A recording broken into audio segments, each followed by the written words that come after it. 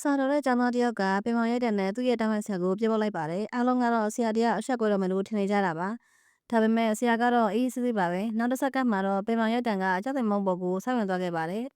။ဒီမြင်ကွင်းကိုမြင်လိုက်ရတဲ့ကျောင်းသားတွေအားလုံးဆုံးသွားကြပါတယ်။ဆရာကလက်တော်ဆွဲမယ်လို့ဘယ်သူမှမထင်ထားကြဘူး။မကျင်တဲ့သေးတဲ့ကျောင်းသားတစ်တိုက်ကနောက်လေးမှာဆရာခေါ်မော်ကိုကော်ရီတုတ်ထားပြီးဆရာအဆက်ကွဲမဲ့အချိန်ကိုစောင့်နေကြပါတယ်။အတန်းထဲကလူမကျောင်းသားကဆရာနာကိုလာပြီးဆရာထနိုင်လို့မလားလို့လှောင်ပြောင်မြင်နေပါတယ်။ဆရာကတော့အခက်အခဲပဲပြန်ဖြစ်ပြီးဘာမှမဖြစ်တော့သလို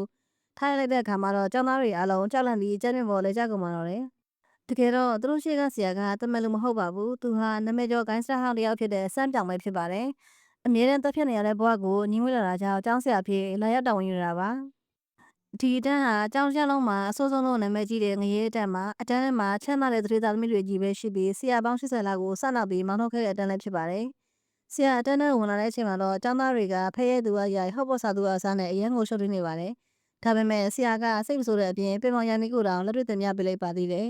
။ဆရာရဲ့လှုပ်ဆောင်ချက်တွေကြောင့်ကျောင်းသားတွေကပိုပြီးတော်တော်ထွက်လာကြပါတယ်။ဒါကြောင့်အတန်းထဲကပစ္စည်းတွေအားလုံးလည်းဆရာကိုဝိုင်းပြကြပေမဲ့ဆရာကတော့ထီးချောင်းလေးနဲ့အသားလေးကဝယ်လိုက်နိုင်ပါတယ်။စောစောကကော့တုတ်ထားခဲ့တဲ့ထိုင်ကုန်ပေါ်မှာဆရာကမထိုင်ခဲ့ပါဘူး။အဲ့ဒီစားအဲ့ဒီကျောင်းသားကိုပဲပြန်ပြီးပညာပေးလိုက်ပါတယ်။ကျောင်းသားရဲ့ဘောင်းမီဟာခုံနဲ့ကပ်ပါသွားပြီးအားလုံးရှိမှ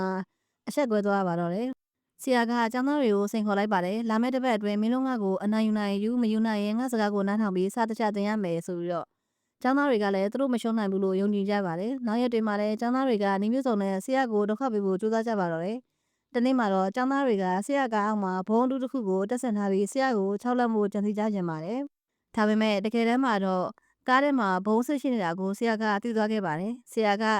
ကျောင်းသားတွေကိုအမြန်ရှောင်ခိုင်းပေမဲ့ကျောင်းသားတွေကဘုံအတူလို့ထင်ပြီးဆရာကိုလှောင်ပြောင်ကြတော့မှာပဲ။နောက်ဆုံးမှာတော့ဝုန်းဆိုတဲ့ပောက်ကွဲတန်ကြီးနဲ့အတူ